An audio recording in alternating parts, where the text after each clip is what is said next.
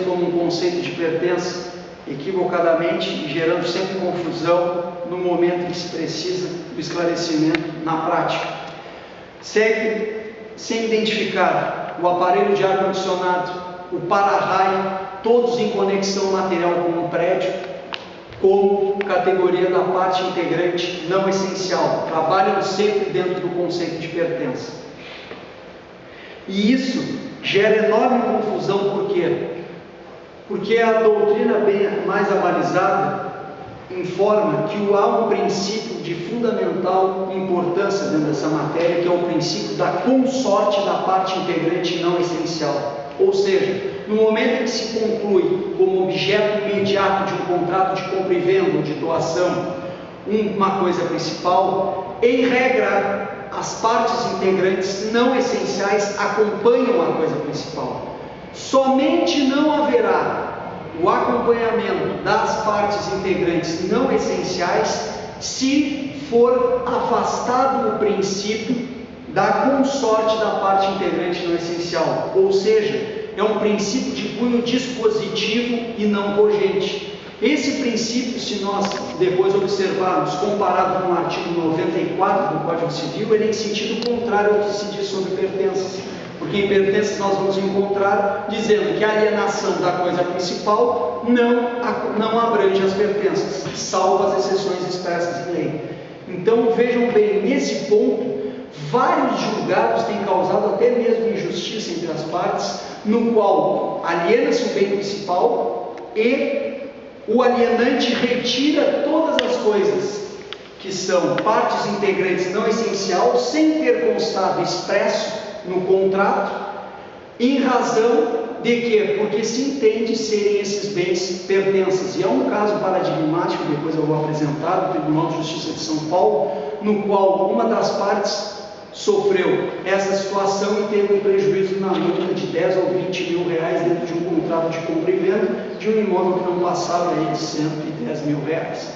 Então vejam bem os problemas que surgem na ordem dogmática e também de cunho prático dentro da não análise perfeita desse instituto. Esse princípio nós podemos encontrar dentro do parágrafo 1º do artigo 15 da lei que rege a alienação de aeronave. Por quê? Porque ela permite o afastamento de modo expresso do motor da aeronave, ou seja, consta no artigo 115, adquire-se a propriedade da aeronave por construção, por uso capião, por direito hereditário, por inscrição do título, por transferência legal.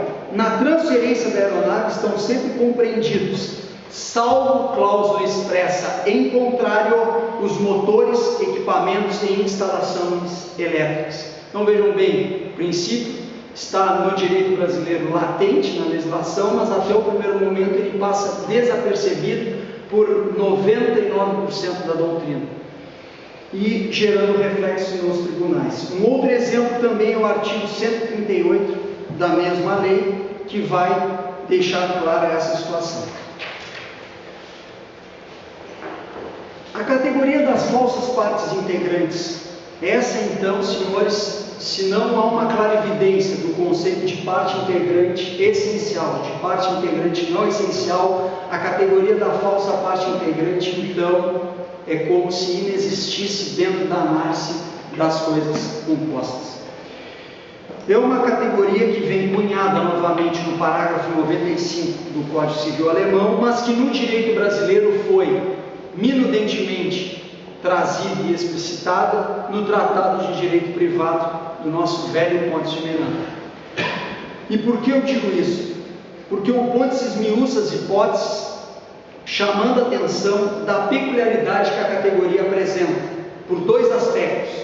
Sempre que houver a incorporação de um determinado bem, ou por modo transitório, ou porque sobre este bem incide uma relação baseada em direito de cunho obrigacional, exemplo de graça, um contrato de comodato, ou por uma situação de direito real, como exemplo, um direito de superfície, embora haja conexão física, embora nós compreendamos que exista determinada situação que leve à identificação dessa categoria como parte integrante não essencial, nós não podemos trabalhar com esses conceitos.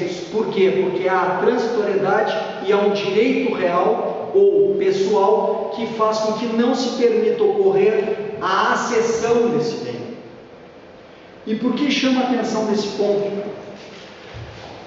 Porque, na verdade, sempre ocorrerá no direito brasileiro a acessão de determinado bem quando algum bem for incorporado a outrem e tornar-se parte integrante essencial. A doutrina também não esmiuça esse aspecto. 2 autores só que eu encontro abordando isso com maior claridade: o Pontes e o professor Orlando Gomes, no seu curso de Introdução ao Direito Civil. São os 2 autores que chamam a atenção desse ponto da categoria das partes integrantes essenciais a esse aspecto da aquisição da propriedade.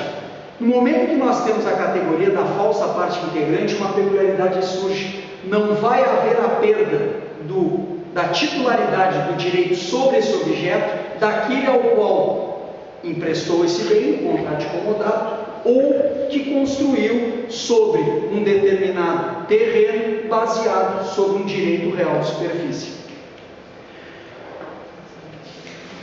Esse ponto vem a ser de fulcral importância, porque em muitos casos tem-se confundido a categoria da falsa parte integrante, principalmente nos contratos de comodato de postos de combustível, quando o distribuidor, ao concluir o contrato de distribuição, vai em regime de comodato emprestar o tanque de combustível e a bomba injetora. Só que com uma particularidade: na jurisprudência eu encontrei 3 casos. 2 trabalham de modo absurdo com essa questão, e um terceiro, embora não identifique a categoria da falsa parte integrante, ele atenta para uma particularidade, que é qual? Houve uma discussão dentro desse contrato em que, havendo a sua denúncia, haver-se-ia de restituir os bens dados em comodato, e a discussão partiu